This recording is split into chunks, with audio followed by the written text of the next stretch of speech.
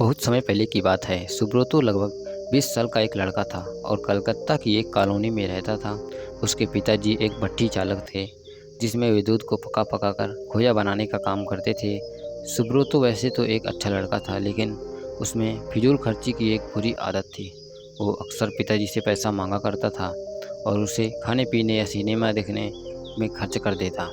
एक दिन पिताजी ने सुब्रतो को बुलाया और बोले, देखो बेटा, अब तुम बड़े हो गए हो और तुम्हें अपनी जिम्मेदारियां समझनी चाहिए।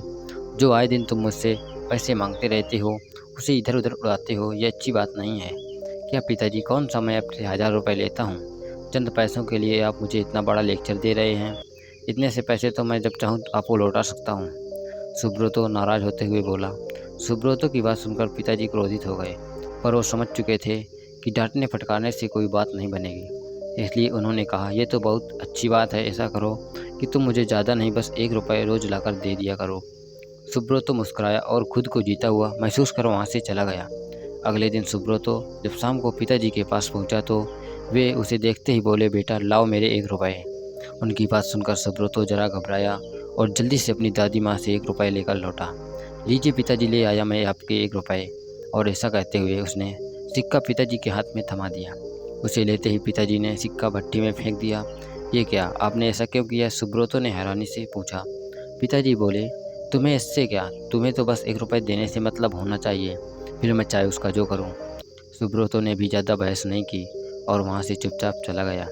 अगले दिन जब पिताजी ने उससे 1 रुपये मांगा तो उसने अपनी माँ से पैसे मांग कर दे दिया। कई दिनों तक यही सिलसिला चलता रहा और रोज़ किसी दोस्त यार या संबंधी से पैसे लेकर पिताजी को दे देता और उसे पिताजी भट्टी में फेंक देते।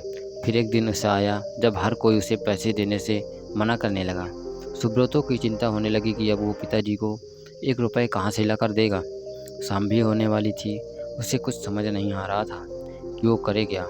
1 रुपये भी न दे पाने की शर्मिंदगी वो उठाना नहीं चाहता था। तभी उसे एक आधेड़ उम्र का मजदूर दिखा, जो किसी मुसाफिर को हाथ से खींचे जाने वाले रिक्शे से लेकर कहीं जा रहा था। सुनो भैया, क्या तुम थोड़ी देर मुझे ये रिक्शा खींचने दोगे? उसके बदले में मैं तुमसे बस 1 रुपये लूँगा। सुब्रतो ने रिक्शे वाले से कहा। रिक्शा वाला बहुत थक चुका था, वह फौरन तैयार हो गया। सुब्रतो रिक्शा खींचने लगा। ये काम उसने जितना सोचा था उससे कई कठिन था। थोड़ी दूर जाने में ही उसकी हथेलियों में छाले पड़ गए, पैर भी दुखने लगे। खैर, किसी तरह उसने अपना काम पूरा किया और बदले में ज़िंदगी में पहली बार एक खुद से 1 रुपये कमाया होगा। आज बड़े गर्व के साथ वो पिताजी के पास पहुंचा और उनकी हथेली में 1 रुपये थमा दिया। रोज की तरह पिताजी ने रुपए लेते ही उसे भट्टी में फेंकने के लिए हाथ बढ़ाया। रुकिए पिताजी, सुब्रतो पिताजी का हाथ थामते हुए बोला। आप इसे नहीं फेंक सकते, ये मेरे मेहनत की कमाई है। और सुब्रतो ने पूरा वाकया का सुनाया। पिताजी आगे बढ़े और अपने बेटे को गले से लगा लिया। देख बेटा, इतने दिनों से मैं सिक्के आग की भट्टी में फेंक रहा था, लेकिन तुमने मुझे एक बार भी नहीं रोका। पर आज जब तुमने अपनी मेहनत की कमाई को आग में जाते देखा तो एकदम से घबरा गए। ठीक इसी तरह जब तुम मेरी मेहनत की कमाई को बेकार की चीज़ों में उड़ाते हो तो मुझे भी इतना ही दर्द होता है। मैं भी घबरा जाता हूँ। इसलिए पैसे की कीमत को समझो, चाहे वो तुम्हारे हों या किसी और के।